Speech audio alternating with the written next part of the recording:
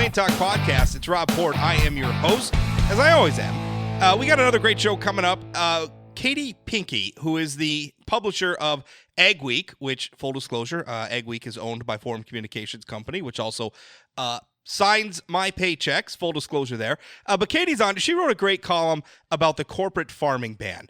And the jumping off point for her column, and I wrote about this too at sayanythingblog.com, the jumping off point for her column was legislation introduced by State Representative Aaron McWilliams, a Republican from Hillsborough, which would allow second cousins to farm together. Now, that's a good thing, and it's a good bill, and I hope it passes, but I think there's a little bit of absurdity illustrated when second cousins wanting to come together to farm or to ranch requires an act of the legislature in the state of North Dakota. I think that's ridiculous. Any other type of business, if second cousins wanted to come together, or third cousins, or anybody else for that matter, wanted to come together and operate a car wash or a donut shop or any other sort of business, they could do it, no problem. But in North Dakota, in state law, corporations can only organize to farm or ranch if they have 15 or fewer shareholders, and if those shareholders are no further distant blood relatives than first cousins.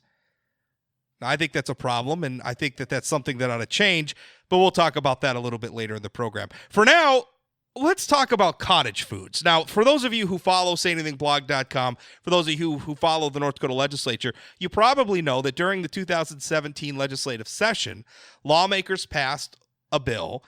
It was introduced by Representative Luke Simons, who's a Republican from Dickinson. It was HB 1433 in the 2017 session. And you may have heard of it referred to as the, quote, Food Freedom Act. And essentially what it did is it created a permissive regulatory framework that would allow for direct-to-consumer food sales. So the sorts of things that we're talking about are, think like farmers markets, except more prepared foods. Basically, we wanted to allow that to happen, but obviously we wanted to allow it in a safe way, so that people are understanding, what they're getting, and we try to minimize the risk of bad actors in the marketplace, selling people rotten food or unsafe food or anything like that. And so what Representative Simon's bill did is it, created a framework to allow for that. But not everybody liked it. The North Dakota Department of Health doesn't like it, and the grocery store industry in North Dakota doesn't like it because, believe it or not, they don't want people buying their food outside of grocery stores. So we're revisiting it for some reason in the 2019 legislative session. Senate Bill 2269, introduced by Senator Jerry Klein, he's a Republican from Fessenden, would put in place a lot of new restrictions on what the bill describes as cottage food. That's another, what we're talking about, cottage foods, I guess, is another term that's used for it. It would put in place a lot of new restrictions on that. It would outlaw a lot of homemade foods that are now legal to sell, including things like lemonade or chicken tamales or canned beets. It would also require foods that require refrigeration, right? So the sort of food that, if you buy it, you're going to have to stick it in the refrigerator to keep it. Before it could be sold to you, it'd have to be transported frozen and either sold dehydrated or frozen.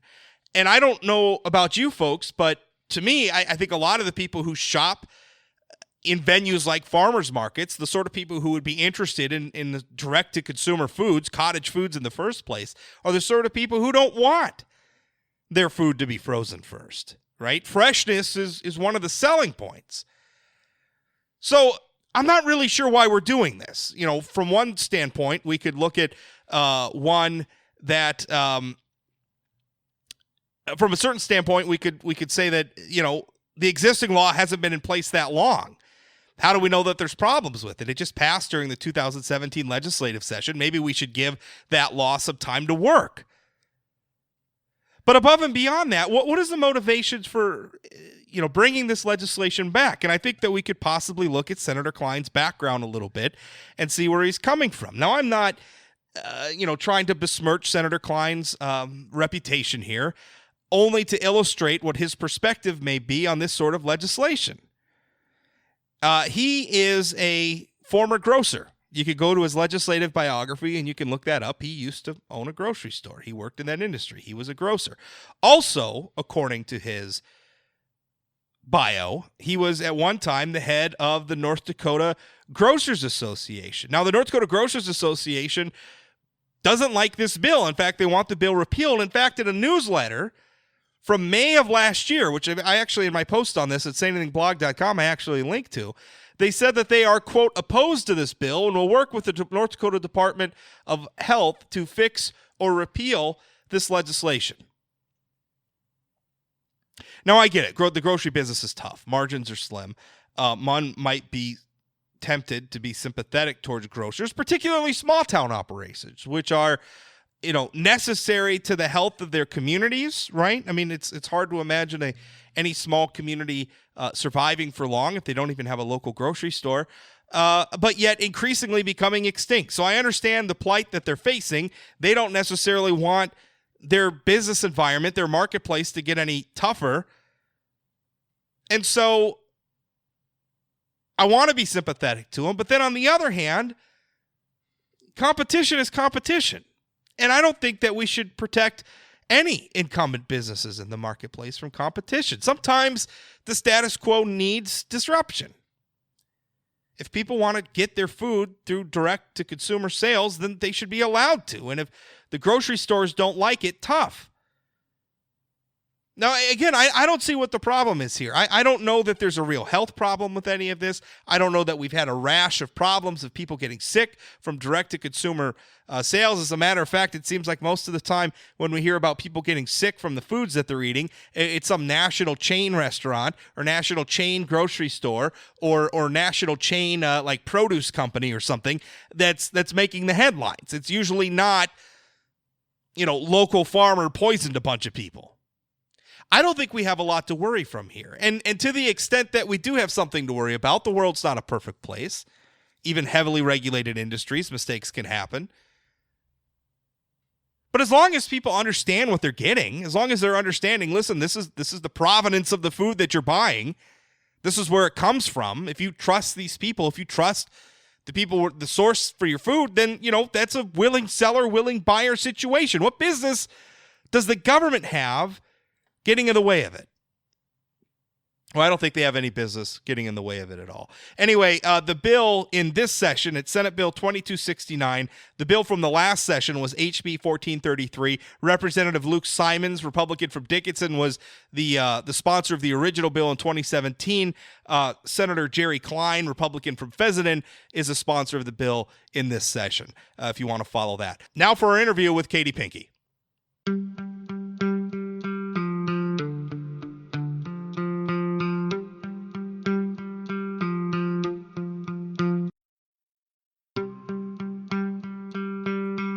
I have Katie Pinke with me. Katie is the publisher of Ag Week, and I should mention here, we're both employed by the same company, just to get that out of the way. Full disclosure, right, Katie? Absolutely, we are. Katie wrote an editorial, and for people who follow sayanythingblog.com know how I feel about North Dakota's corporate farming ban. Which is to say that I think it's stupid. Even just from a free association standpoint, I think that as Americans, we should have the right to get into business with whoever we want to. If I want to get into business with my next door neighbor or my mother or anybody else for that matter to, sell umbrellas, we should be able to do that. And in North Dakota, for the most part, you can. If you want to run an auto repair business, if you want to run a lumber yard, if you want to run a taxi company, if you want to run a law firm, for the most part, you can partner with whoever you want to partner with. But when it comes to farming, you can't. North Dakota's corporate farming law is a little bit complicated, but generally, a corporation organized to farm a ranch cannot have more than 15 shareholders, and those 15 shareholders all have to be related pretty closely. They can be no further distant in their relation than first cousins. Now, Katie wrote a column recently about a bill introduced by State Representative Aaron McWilliams. He's a Republican from Hillsborough, which would, if passed, add second cousins to the list of people who can farm. Now, I think that's a good thing. I support the bill. I'm glad we're doing it. But Katie, I think you arrived at the same conclusion that I did about it from reading your column, that this kind of illustrates how absurd the corporate farming ban is to begin with, that in order for it to be legal to farm or ranch with your second cousin, it takes an act of the state legislature. Absolutely. Yes. So second cousins, it took me, I just had to dial back and think about my own family, which is a farming family. My parents farm in East Central North Dakota, and that's a family farm. But I had to think about, what if I wanted to farm with the cousins that originally came from the great-great-grandfathers that immigrated from Norway. So I figured out that I would be farming with my fourth cousins, who are my friends, and they live near my parents. And so it would be illegal for me to actually continue farming with the relatives that were my original North Dakotans. They were here before North Dakota was a state. But so that's why I wrote the column. I did some research and dug in a little bit on, first of all, why do we even have to include second cousins? And I read the law. I'm not a lawyer, but it was interesting for me to read the law. I also looked at, the opportunity for partnership. But again, even on the Secretary of State website, when you go to partnership, it still then references back to the corporate farming law on what a farming partnership can include. Yeah. And again, I look at it as a free association thing, right? I mean, and when I wrote about this on the blog, one thing that I brought up was, imagine you had a great-great-grandfather and he immigrated from wherever, Germany, Norway, came to North Dakota, started a farm, successful farm. He leaves it to his sons. They leave it to their sons. But by the time you get down to where you're leaving it to cousins, that next generation can't farm anymore. How in the world is that right? That just doesn't seem just to me, Katie. Well, farming is changed, obviously. We need more capital on our farms. We also have smaller families. It was different when small family farms were having a dozen kids. In my area where I live in South Central North Dakota and Wishick, there's still the Germans from Russia had very large families, and there was always a next generation to continue the farm. And that's just not reality anymore. So I'm pro-agriculture, and that includes all types of agriculture. And while I am in favor of House Bill 1388 to include second cousins, I think it just opens up a greater discussion in that farming has changed, families are smaller, farming requires a lot more capital, that I think farming should be treated like any business, and that is you can be partners and have shareholders with whoever you need or want to have that makes the best business sense for you. And it might not be your first or second cousin. Right. Well, in some ways, you would think that would open the door to more capital, right? Like if I could say, if I'm at a farm and I don't have anybody in my family who's got capital to invest and help me buy equipment or whatever, maybe I could go to like a college roommate who's not in farming at all. Maybe he's a lawyer in Minneapolis, but he's good friends and he thinks I've got a good business model and he thinks I'm a good investment and he'll invest and he'll give me some capital and we're partners and however we want to structure our business. And I can go out there. I mean, we're talking all the time about how farmers struggle to get capital and it's such a risky business. And yet we have this corporate farming ban that to me doesn't look, and I want to get more into that aspect in a moment because I'm not sure what it's accomplishing. But to me, it looks like the one thing it is accomplishing is narrowing the pool of available capital. Absolutely. And I look at it also as a small business owner. My husband and I are small business owners and have taken over a lumber yard, which you referenced, as we have the ability, and we have a home building business. We have the ability to partner and have investors of any type in our small business in a rural location. And if I were to go back to my parents' farm, I wouldn't have that same freedom. And I love the family farm. I love the aspect of it, but I think we have to look at the numbers, and 97% of farms nationwide are family owned. So there is a majority family owning it, but they may need, like you said, extra capital from the outside or a distant relative or a college roommate, like you said. So I just think we need to open that up and take a greater look at it of how can we continue agriculture into not just a next generation, but for many future generations. I'm the first of the fifth generation that lived and worked on our farm, and I hope that we have far more generations to come. But it's going to have to change and look differently than it has in the past. In your column for Ag Week, which was also picked up and run, I'm reading it here in the Jamestown Sun, but it was picked up and run in a bunch of newspapers across the state. You referenced the fact that this was the corporate farming ban was on the ballot not too recently, and not a full repeal of the ban, just a little bit of a rollback of it in two areas for dairy farmers and for swine. The legislature passed a bill that created an exemption. Or I should say a little bit of an exemption, but a very limited exemption for dairy farmers and swine farmers. And North Dakota Farmers Union went out and they paid some petition signature collectors and they referred the issue to the ballot. And then 75% of North Dakotans voted against that exemption. And so a lot of people are pointing that and say, well, the corporate farming ban is very popular. I think that's a little bit misleading in that if you remember the 2016 election cycle, the lawmakers who were behind the bill, once it got referred, didn't exactly spend a lot of time out there making the case for it. And so North Dakota Farmers Union basically ran a marketing campaign in a vacuum.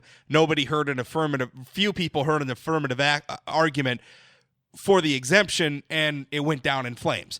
That is what it is. But a lot of people point to that and say, well, the corporate farming ban in North Dakota is very popular. A lot of the messaging we hear about it is, well, it's we're protecting small family farms. And if we get rid of it, these big farming giants are going to come in and they're going to buy up all the land. And it's going to be this corporate hegemony. And that's what it's going to be.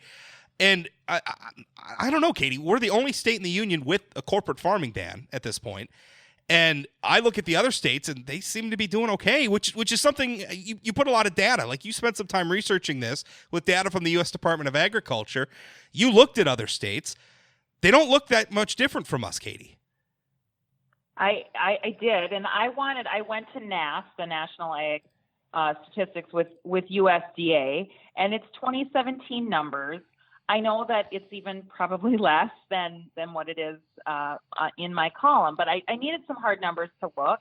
And of course, I don't want any giant coming in and buying out, land from our family farmers. I don't want to see farms fail. And I needed some numbers to give me some sense of what does it look like. And I think, not to open up a whole nother can of worms with you, but it ties into other things such as the trade issues that we have going on right now and basis that we have in our pricing in North Dakota. So there's an element of animal agriculture. I'm very pro-animal ag, and I wanted to see, is North Dakota's law helping our farms or is it hurting it? And so there are 8 other states that have some form of corporate farming law. Kansas, Minnesota, Missouri, Nebraska, Oklahoma. But they're all scaled back. Nobody has what North Dakota has today. Yeah, and Iowa. So nothing. Like, North Dakota is by far the most restrictive. And from what I could find, the only one that didn't have an exemption for livestock. And that's where I see the opportunity. All these extra corn and soybeans that we have on our farms right now in North Dakota that aren't being exported right now, they could be feeding animals. And so I look at that. So that's why I dug into those numbers, those statistics. And what I found was, North Dakota and South Dakota, similar amounts of farms, but Iowa, Minnesota, more than double, almost triple from North Dakota to Iowa in number of farms, much smaller farms in Iowa. But those animal agriculture numbers are what just blow us out of the water. And so I looked at it as, let's open this up in the future for more than second cousins, because it looks to me by the numbers, we need the exemption to allow animal agriculture growth, which in turn would add more value to the grains that we're growing in North Dakota to feed the animals. Well, you create more of a market for those grains right here in the state. Absolutely. And then the farmers aren't paying, they're not having the basis price to get the crop out of the state to have some type of value added, done something else elsewhere with it. We, I think, as North Dakotans would want to do as much with our agriculture products and animals here in the state. It's the value add aspect. So I think the numbers show it, and I highlighted that in the column just to give us all an idea of what we're dealing with. That, ultimately Minnesota has just as many dairy goats as we have dairy cows. That was shocking to me. Minnesota has 455,000 dairy cows, and we have 15,000 dairy cows, and we have 147,000 pigs in the state of North Dakota, and Iowa has 22 million. And so I think that we have to look at that. I think there are many people that care deeply about this issue in North Dakota, and they're working diligently to try to grow agriculture and animal agriculture and value added, but we've hit some roadblocks that need to be fixed. Yeah, I look at this, and essentially when I look at other states, I see that the horrible things that people say will happen in North Dakota if we roll back or get rid of the corporate farming ban haven't happened in other states. As a matter of fact, by some measures, and particularly animal agriculture, like you're referring to, seems to be doing better in other states. And so what confuses me, and I realize that I'm asking you to sort of make, I don't want you to put words in North Dakota Farmers Union's mouth, because they're sort of the big bad bully on the block that's standing, in defense of the corporate farming ban. Obviously you can't make their case for them, but you're the publisher of Ag Week. You hear a lot of people out there. Why are they still standing behind this? I mean, what's the motivation for keeping the status quo in place and being unwilling to even consider, starting to maybe carve out some exemptions in the existing law? I don't have that answer. I have many friends that are passionate Farmers Union and passionate Farm Bureau members, and so they're on either side of the issue.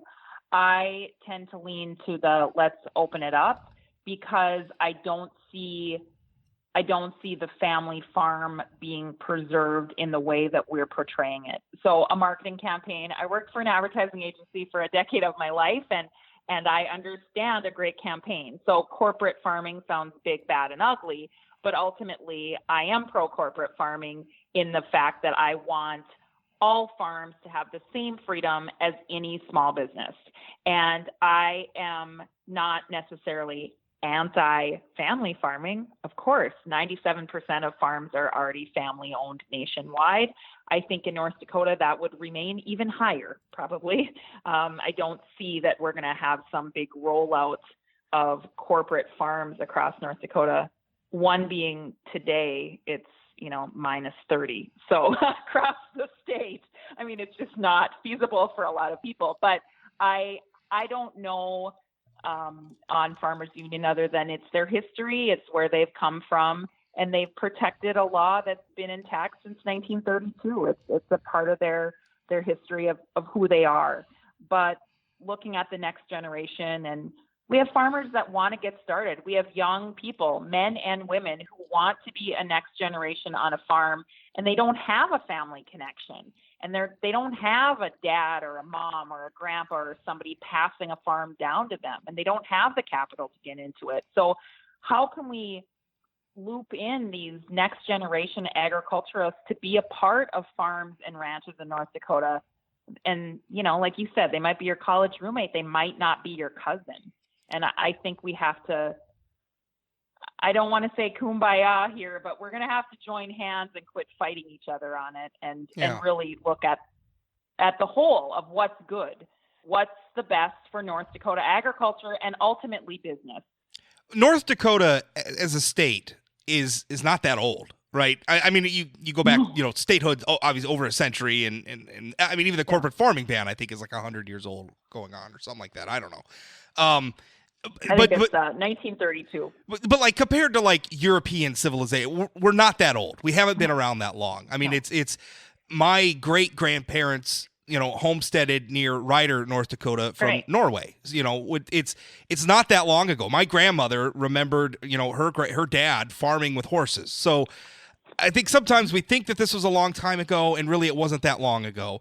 And so, I feel like this corporate farming ban was based at a time when most of the people who were farming in North Dakota homesteaded here. Like, it was families, and they homesteaded here, and everybody stayed really close to home, and maybe it worked to keep it. But we don't live in those times anymore. Agriculture's not so closed off.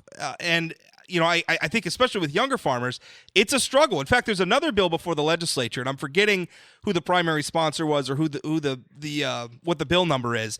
But essentially what it does, it gives an income tax credit to people who are willing to rent farms or rent farmland or ranch land to young operators, right? Because there's a problem with young operators getting their foot in the door, getting into the marketplace.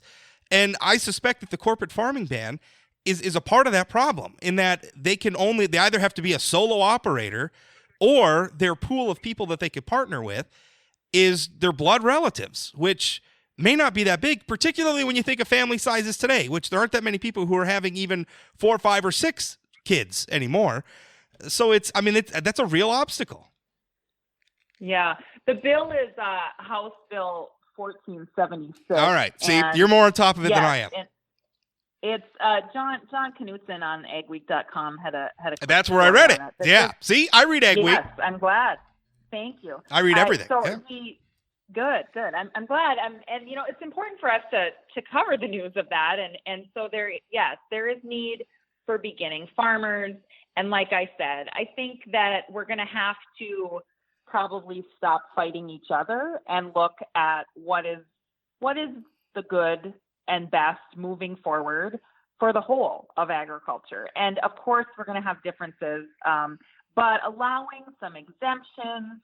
And I said in the column, this is a baby step. And if allowing second cousins saves a few farms in 2019, by all means, let's pass it. House Bill 1388, let's go. Let's vote to include second cousins.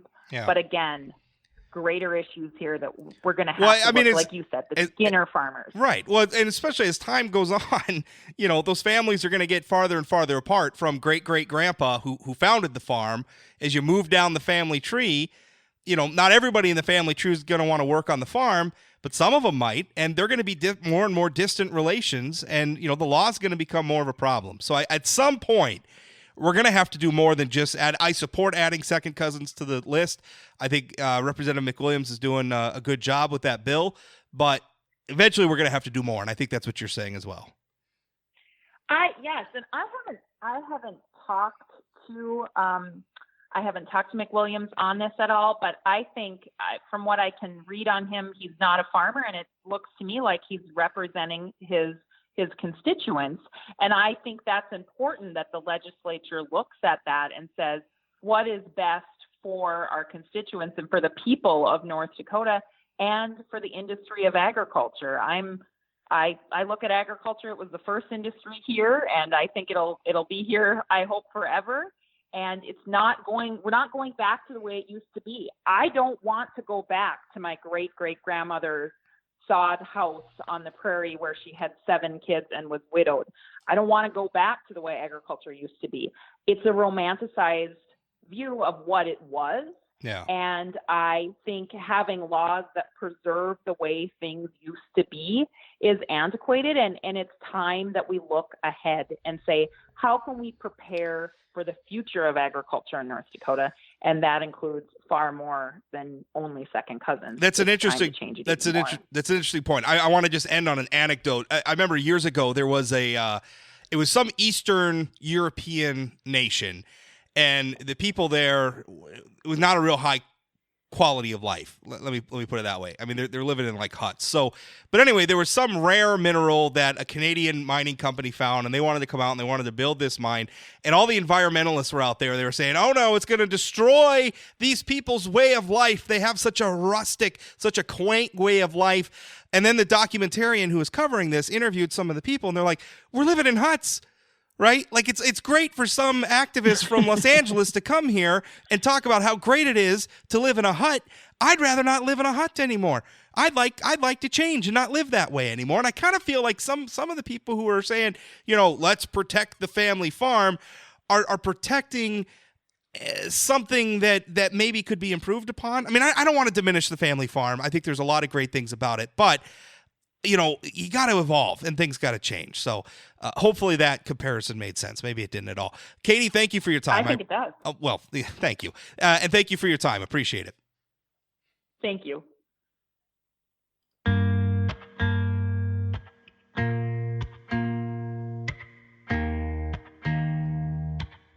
That's it for today's Plain Talk Podcast. Remember, new episodes out every Monday through Friday, right away in the morning. So you can listen in the morning, you can listen in the afternoon, you can listen when you want to. If you go to sayanythingblog.com, click the Plain Talk Podcast link, you can find all the different ways to subscribe. If you haven't subscribed already, you can listen on your smartphone, your computer, your whatever device you want, your tablet.